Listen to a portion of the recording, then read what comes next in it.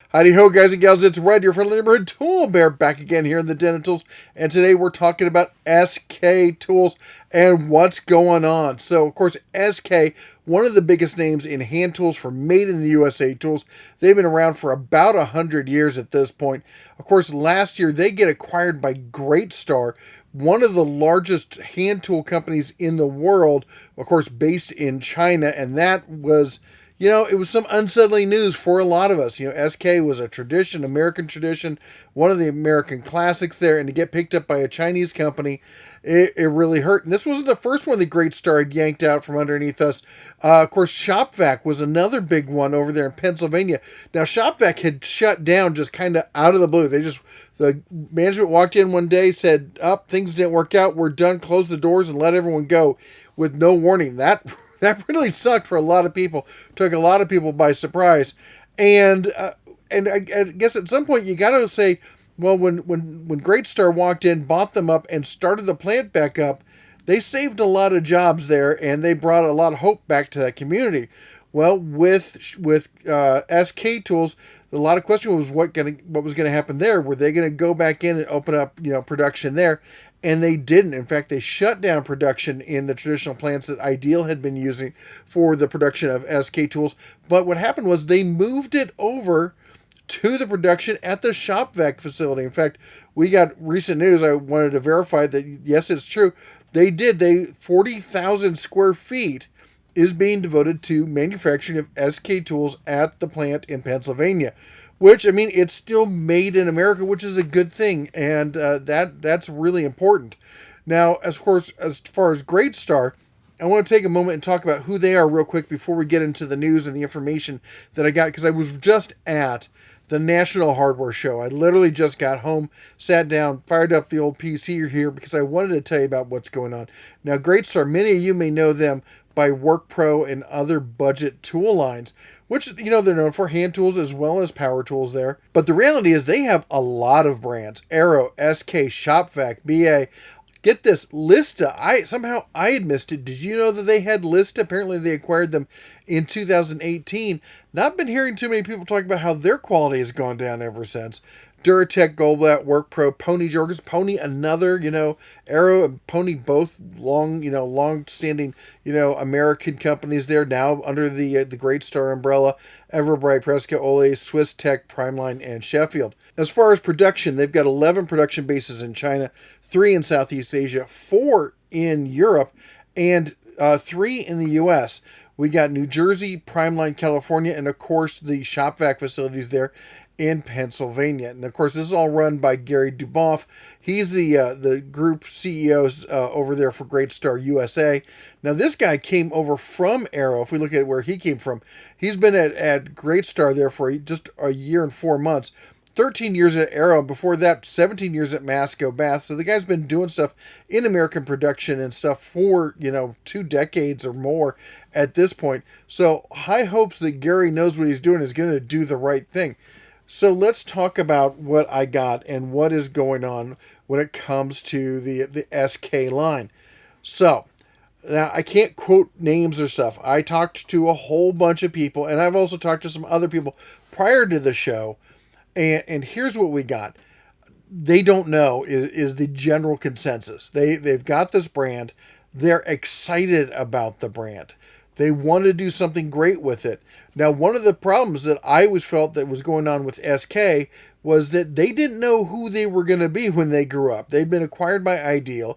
Ideal was trying to make them happen. They were giving the old college try. I'm not trying to blame Ideal for this, although it was not really having a direction where they're going to go. Were they going to go tool truck? Were they going to go direct? What distributors were they going to use?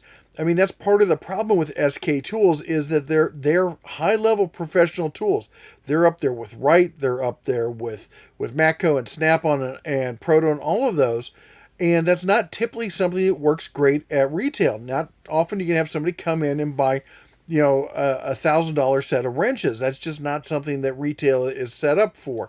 So, other than tool trucks and distribution, mail order, or not as mail order, direct to consumer, via the website, that's nice and all. But again, when you're spending that kind of money, that's the kind of thing you want to lay pause on first before you throw down the cash on that. And I threw that question straight at the reps over at the SK booth, and I pulled no punches with them.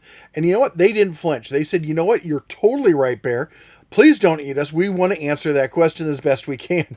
And I'll be honest, they did. But the answer is, and just being entirely honest, is that they don't know. Nobody knows, because they need to figure out a way for SK to get tools to consumers, to the people who are going to use them, and to be able to do it in a cost-effective manner. In fact, if you've got an idea, post it down below. Chances are they're going to watch this video and read the comments. I'm a huge fan of SK and have been since I was a little cub and I got my paws on my first SK wrench. I've always loved SK tools and been a bit of a fan bear. If you've been around the channel, you know that's true. They're not cheap tools. But they are always good quality tools, very good looking tools, stuff like that. The SK wrenches have done very well in our testing.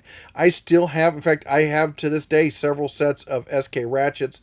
The question being, how do they get these tools to the people who are going to use them and get by the whole distribution model? What's the best way to do it? Of course, I think that they should team up with the independent tool trucks, because I'm a big fan of independent tool trucks, and maybe find some other ways to do distribution. I mean, I liked their Tool of the Month Club, or Socket of the Month Club. I always thought that was pretty cool. But anyway, if you have an idea that you think will work better, put it down in the comments. We want to see it. I'm sure they want to see it.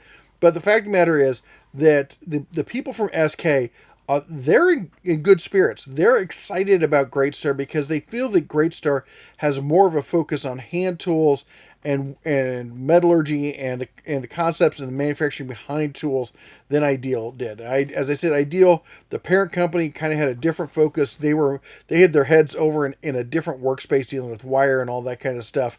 Not their bread and butter, making great hand tools in the same way that Great Star is. And that leads into the second question, and I've brought this up before. Of course, always, best case scenario is American tools made by Americans, owned by Americans. That's what we'd love to see. But if that's not going to be the case, I know none of us want to see, tools, being entirely shipped over, overseas and just never see the dollars or the work or anything coming back. But what are your thoughts on American tools made by Americans, but the profits and the management goes back over to China? It's not a best case, but would you rather see it the other way around? Would you, that's kind of the Harbor Freight model, which is, it's owned by Americans. The money comes back here. We employ Americans through running the source through retail and stuff like that. But the actual business of making the tools is done overseas. Which model appeals to you more? I mean, there's always, the Goldilocks, we wish it was all perfect kind of thing, but we can't always have that, as we say to our Cubs, you get what you get and you don't get upset.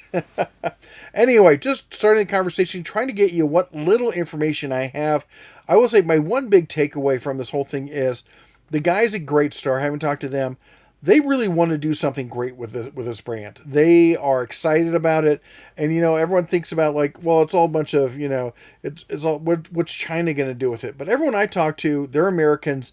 Gary DeBuff, he's in the U.S. This is being run by Great Star USA. Okay. So that's a U.S. based corporation with Americans and stuff like that. Yeah, sure that maybe the top level dollars are going back overseas, but it is an American company at some level.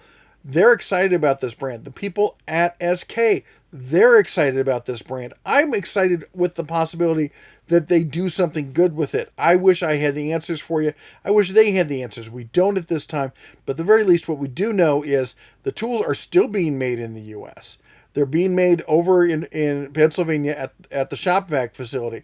Now, I will say this. I told them flat out that, look, a lot of people are really worried about this. We've heard issues about customer service, long warranty stuff. And they said, yes, we totally get it. We're aware of it.